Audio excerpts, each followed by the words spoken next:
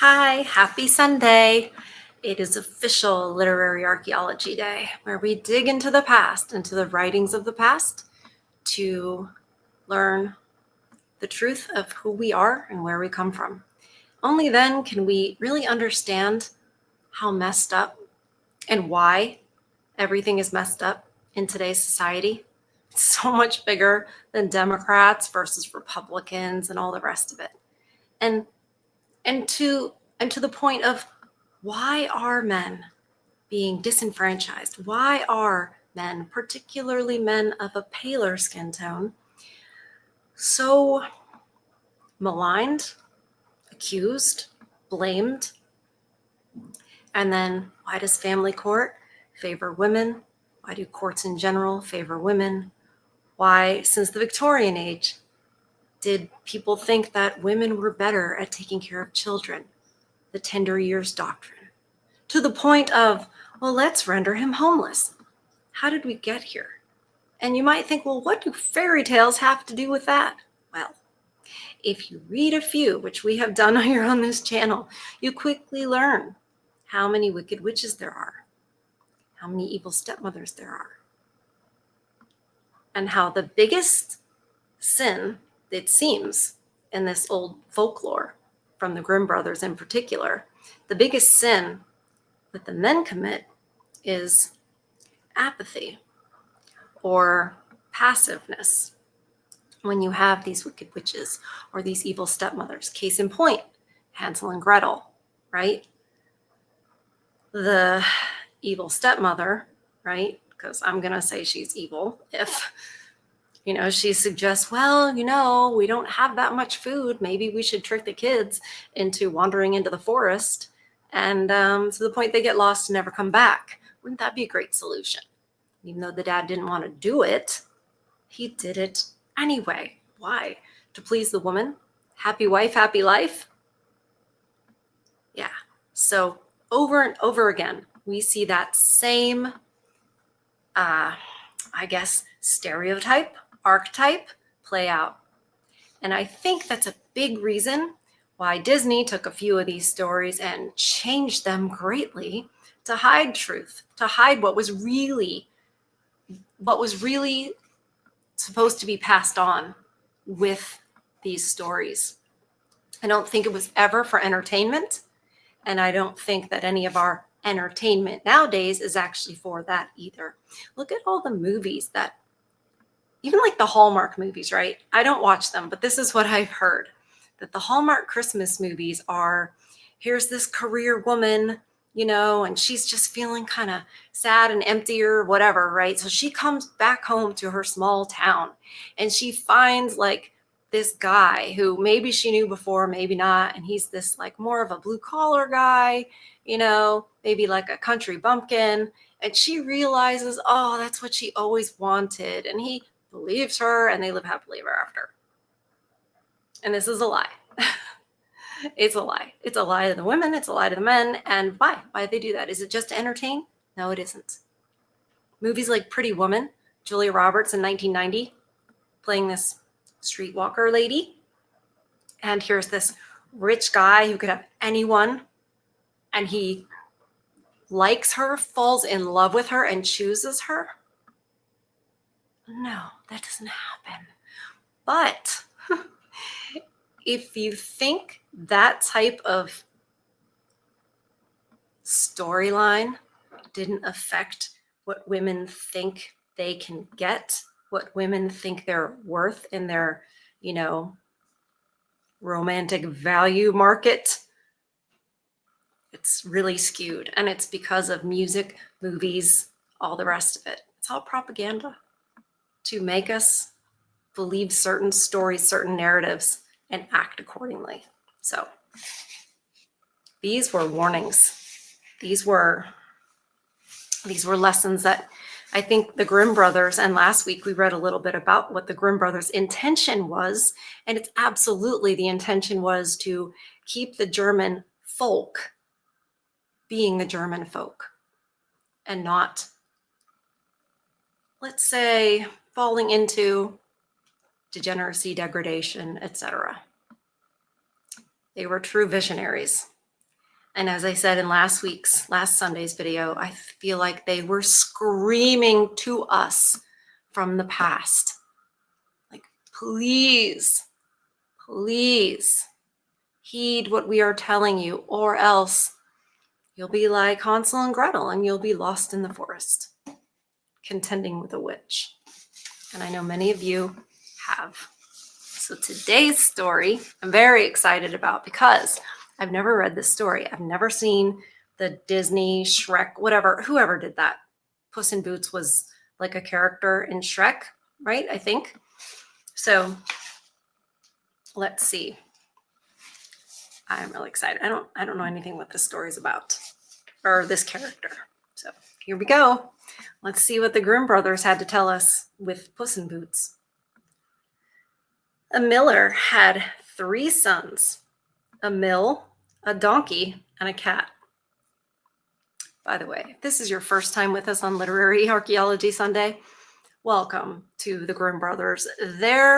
Look, it's really fantasy, it's really out there, but they do it so that they can deliver the message that they need to deliver, and they will use whatever items they need to. We've talked about a bean before as a character, so that's you got to kind of just get on board. A lot of us that are here every Sunday are just used to it, but if you're new, just trust me, just go with it. There's a reason. There's a reason. A miller had 3 sons, a mill, a donkey, and a cat. The sons had to grind grain. The donkey had to haul the grain and carry away the flour, and the cat had to catch the mice. When the miller died, the 3 sons divided the inheritance. The oldest received the mill, the second the donkey, and nothing was left for the third but the cat. Oh, I see. He had 3 sons and a mill and a donkey and a cat. I was like, those are his 3 sons, because with Grimm brothers, it totally could be. Sorry. Maybe that was MS brain. I don't know. I'm so sorry, you guys. I'm with you now. Wow. We're not going to restart it. This is, we do it together. However it goes. My Lord. Oh, you guys know I was tired yesterday. I guess I'm still a little bit tired. All right. So the 3 sons received these things, and the 3rd son received the cat. This made the youngest sad, and he said to himself, I certainly got the worst part of the bargain. My oldest brother can grind wheat. My second brother can ride on his donkey. But what can I do with the cat? Once I make a pair of gloves out of this, out of his fur, it's all over. Sorry if you have your headphones on. I just cat mittens or cat gloves. Gross. By the way, if you're enjoying this video, please hit the like button and subscribe to the channel. Share the show with everyone you know. Lola, my dog, who reminds me, is definitely around. She hasn't had her dinner yet, so she'll be reminding me more, I think, as the video goes on. The cat, who had understood everything that he had said, began to speak. Listen, there's no need to kill me when all you'll get will be a pair of poor gloves from my fur. Have some boots made for me instead. Then I'll be able to go out, mix with people, and help you before you know it. The miller's son was surprised the cat could speak like that. But since the shoemaker happened to be walking by, he called him inside and had him fit the cat for a pair of boots. When the boots were finished, the cat put them on. After that, he took a sack, filled the bottom with grains of wheat, and attached a piece of cord to the top, which he could pull to close it. Then he slung the sack over his back and walked out the door on 2 legs like a human being. I mean, never underestimate a cat, right? At that time, there was a king ruling the country, and he liked to eat partridges. However, recently the situation had become grave for him because the partridges had become difficult to catch. The whole forest was full of them, but they frightened so easily that none of the huntsmen had been able to get near them. The cat knew this and thought he could do much better than the huntsman. When he entered the forest, he opened the sack, spread the grains of wheat on the ground, placed the cord in the grass, and strung it out behind a hedge. Then he crawled in back of the hedge, hid himself, and lay in wait. Soon the partridges came running, found the wheat, and hopped into the sack, one after the other. When a good number were inside, the cat pulled the cord. Once the sack was closed tight, he ran over to it and wrung their necks. Graphic. Then he slung the sack over his back and went straight to the king's castle. The sentry called out, "Stop! Where are you going?" "To the king," the cat answered curtly. "Are you crazy? A cat to the king?" "Oh, let me go," another sentry said. "The king's often very bored." "Oh, let him go." Sorry. I'm so sorry. "Oh, let him go," another sentry said. "The king's often very bored." "Perhaps the cat will give him some pleasure with his meowing and purring."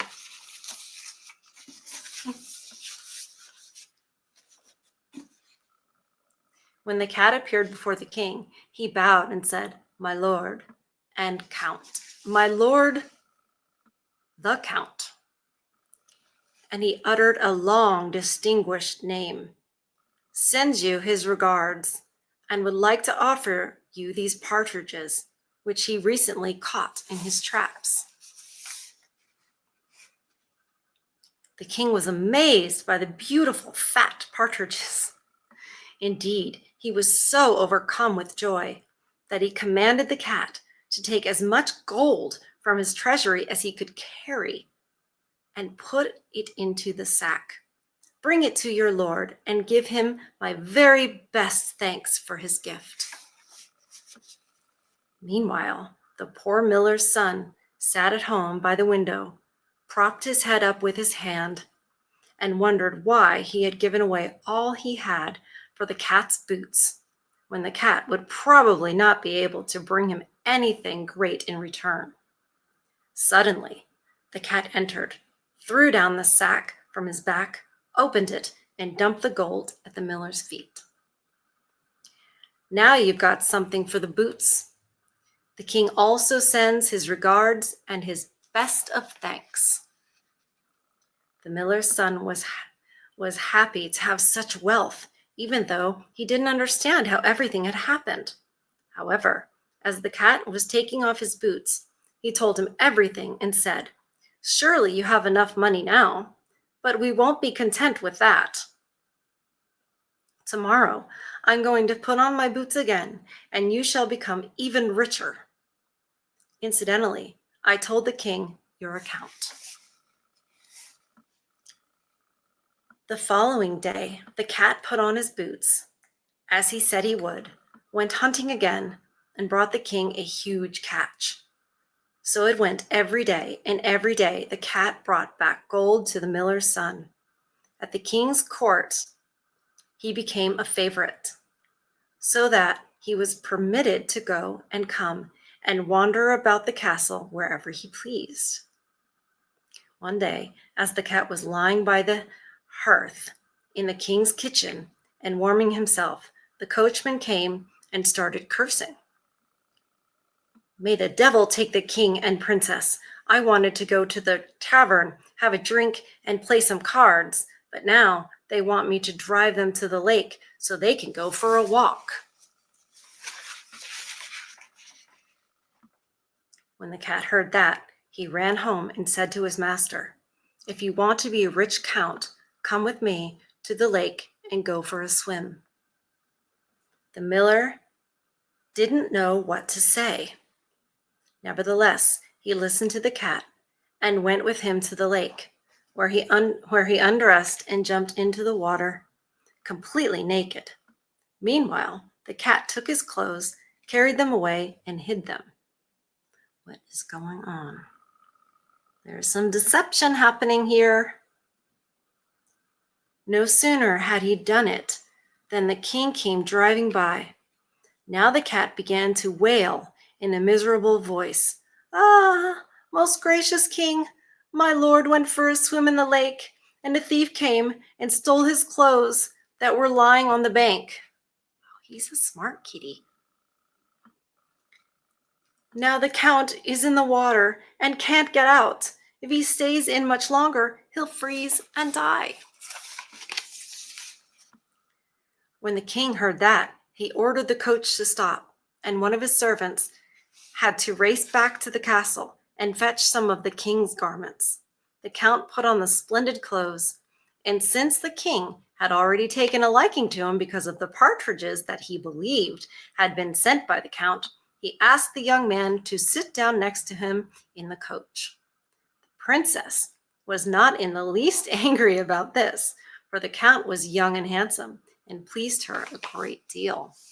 Ah, interesting. Isn't it interesting? Oh, yes. In the meantime, the cat went on ahead of them and came to a large meadow where there were over 100 people making hay. Who owns this meadow, my good people? Asked the cat. The great sorcerer. Listen to me. The king will be driving by, and when he asks who the owner of this meadow is, I want you to answer the count. If you don't, you'll all be killed.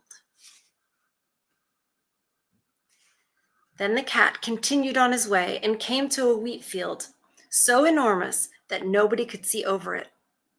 There were more than 200 people standing there and cutting wheat. Who owns this wheat, my good people? The sorcerer. I just read this, didn't it? No? Oh, this is a different field. Okay. The sorcerer. Listen to me. The king will be driving by, and when he asks who the owner of this wheat is, I want you to answer the count. If you don't do this, you'll all be killed. Finally, the cat came to a splendid forest where more than 300 people were chopping down large oak trees and cutting them into wood. Who owns this forest, my good people? The sorcerer. Listen to me. The king will be driving by, and when he asks who the owner of this forest is, I want you to answer the count. If you don't do this, you'll all be killed. The cat continued on his way, and the people watched him go. Since he looked so unusual and walked in boots like a human being, they were afraid of him. Soon the cat came to the sorcerer's castle, walked boldly inside, and appeared before the sorcerer, who looked at him scornfully and asked him what he wanted.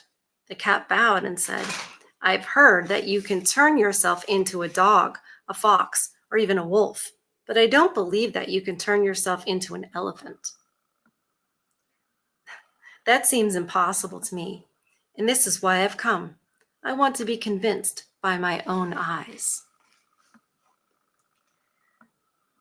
That's just a trifle for me, the sorcerer said arrogantly, and within seconds he turned himself into an elephant.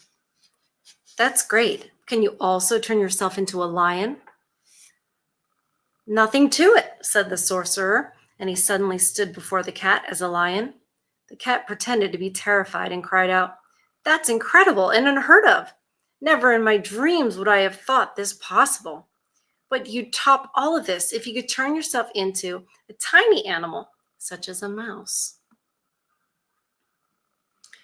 I'm convinced that you can do more than any other sorcerer in the world, but that would be too much for you. The flattery had made the sorcerer quite friendly, and he said, Oh no, dear cat, that's not too much at all. And soon he was running around the room as a mouse. Arrogance, flattery, it's weakness. You don't want to be arrogant. You don't want to be manipulated by flattery. Women do this a lot, especially in the beginning. They will compliment you. They will compliment you. They will flatter you. It's what people who are sorcerers or sorceresses, sorcerai, that's what they do. Something to be warned of. Okay, so he's running around like a little mouse. All at once, the cat ran after him, caught the mouse in one leap, and ate him up. While all this was happening, the king had continued driving with the count and princess and had come up to the large meadow. "Who owns the hay?" the king asked. "The count," the people all cried out, just as the cat had ordered them to do. "You've got a nice piece of land, Count," the king said. Afterward, they came up to the large wheat field. "Who owns this wheat?" "Who owns that wheat, my good people?" "The count." "My, you've got quite a large and beautiful estate." Next, they came to the forest. "Who owns these woods, my good people?" "The count." The king was even more astounded and said, "You must be a rich man, Count. I don't think I have a forest as splendid as yours." At last they came to the castle. The cat stood on top of the stairs, and when the coach stopped below, he ran down, opened the door, and said, "Your Majesty, you've arrived at the castle of my lord the Count. This honor will make him happy for the rest of his life." The king climbed out of the coach and was amazed by the magnificent building, which was almost larger and more beautiful than his own castle. The count led the princess up the stairs and into the hall, which was flickering with lots of gold and jewels. The princess became the count's bride, and when the king died, the count became king, and the Puss in Boots was his prime minister. Okay. So what did we learn from the story? Well, certainly the youngest son thought he got the worst gift, but it turned out to be a very useful gift. So I guess it's not the thing, it's how you use it, how you look at it. And the sorcerer, he let his arrogance absolutely manipulate him. Those people let their fear manipulate them. And because of that, I mean, I don't know if the people lost anything, but the sorcerer sure did because of his arrogance. And deception, but again, usually the Grimm brothers will have, an inanimate object or an animal commit the sins in their stories, so it's not a person doing it. This has been explained to me like they're not condoning the sin because a person isn't doing it. Animal or an inanimate object is doing it. It's more to reveal the results, like the sorcerer being just completely controlled by his own arrogance. And that was his downfall, obviously. And the youngest one ended up, with all the riches and rewards. Very interesting. Puss in Boots. Quite the thinker. So we have time for another one. This one's called Hans Trina. So Hans as in like belonging to, like apostrophe S, Trina. So his Trina, whatever that is, if that's a person. I don't know. Sounds like a person. Okay. Hans's Trina was lazy and didn't want to do any work. She said to herself, "What should I do? Should I eat, sleep, or work? I think I'll eat first." Oh, soft life, right? Mm-hmm. It is soft life up in here.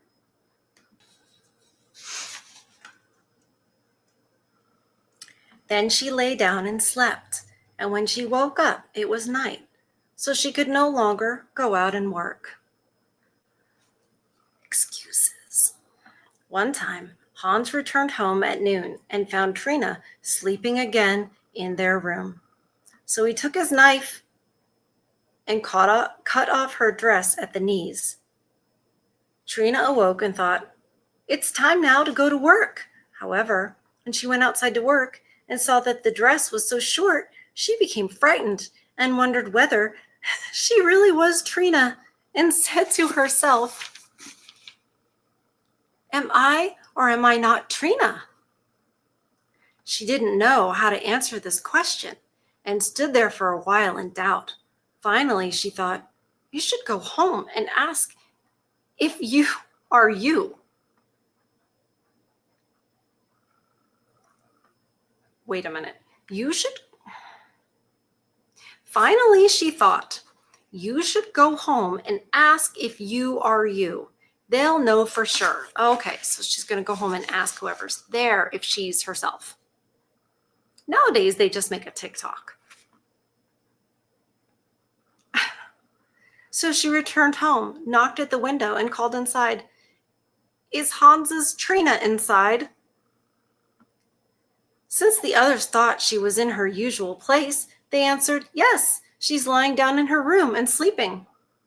"Well, then I'm not me," Trina said in delight. So she went off to the village and never returned. And this is how Hans got rid of his Trina.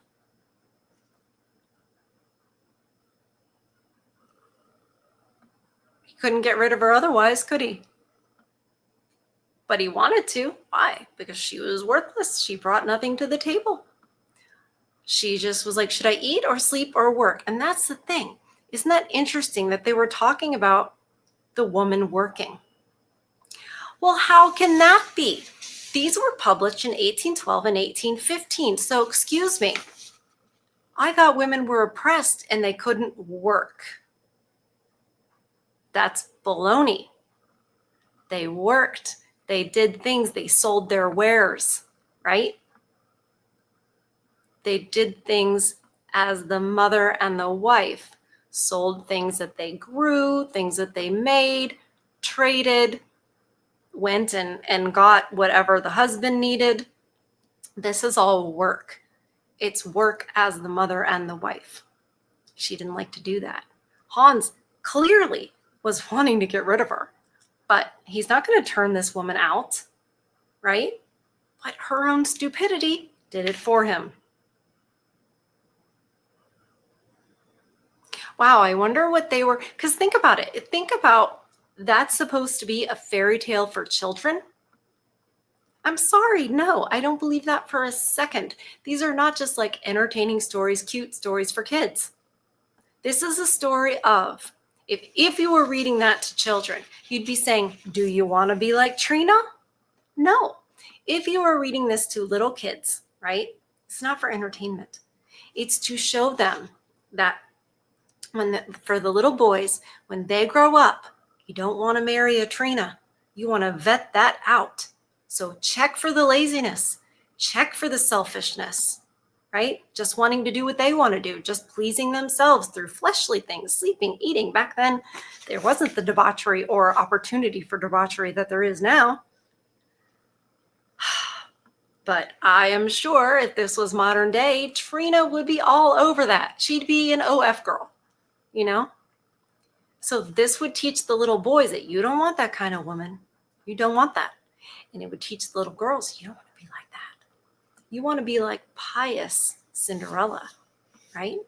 You want to be like the good female characters in these stories, not like Trina.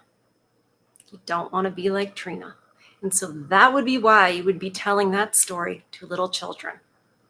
And nowadays, it's like, oh, they're kids, let them be kids. And we never teach them. And they never taught me in my generation. And I'm sure I'd love to know if you guys were taught. Were you ever taught, well, this is the type of wife you should look for. This is what's desirable. This is the type of husband you should be. And I think there's more likelihood that you guys were taught that than the other way around, that this is the type of wife you should be. This is the type of husband you should look for. I mean, we were taught that, but it was like, find a man who treats you like a queen. Find a man that, gives you what you deserve, all that kind of stuff. And that is not at all what would have been taught to these kids back then. It would never have been like, see what you can get from somebody. They wouldn't be teaching women that. They'd be teaching them to be good, to be valuable. Women would want to be that. They would aspire to be that. Because who wants to be Trina? We don't. And that is actually removing shame from society. Any type of shame was really bad.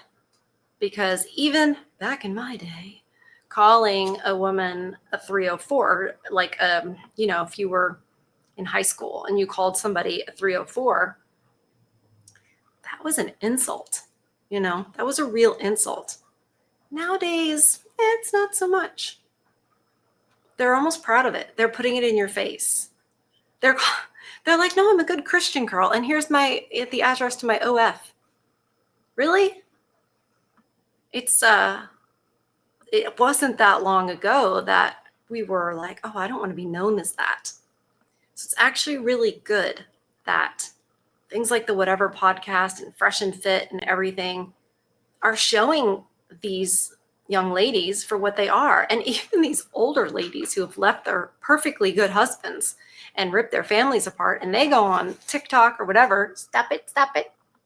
Please hit like on the video. Lola is being a little bother. She's cute. She's a cute bother. I forgot what I was saying. But about the girls, they're being shamed on those podcasts. I think about when Andrew Wilson kind of argues with them and kind of lets them tell on themselves. Oh, I was talking about the older women on TikTok and how they've left like a perfectly good husband, right? Because they're bored and they deserve more or whatever the heck. They're not happy. And they just tell on themselves because they didn't, they're just out there in the streets after divorcing a wonderful man. And we see that and we go, ew, And so what happens is it might not correct that chick who's putting herself out there on TikTok or whatever, might not correct her behavior, but the women who are watching, for example, say there's a woman who's married, right? And she realizes that the women who leave their husbands, blow up their families and stuff, are being made fun of, that they're being called selfish, that they're being called all these things. That woman who's still married to her husband is going to think twice. I know that shouldn't be the reason that she stops herself from blowing her family up. I really think, obviously, but shame is very powerful, and it puts enough of a pause on the woman's actions that she can not destroy her whole family. And then a couple years goes by and she's going to think to herself, God, I'm glad I didn't do that. Be alone right now. My kids would have, dad's house and my house.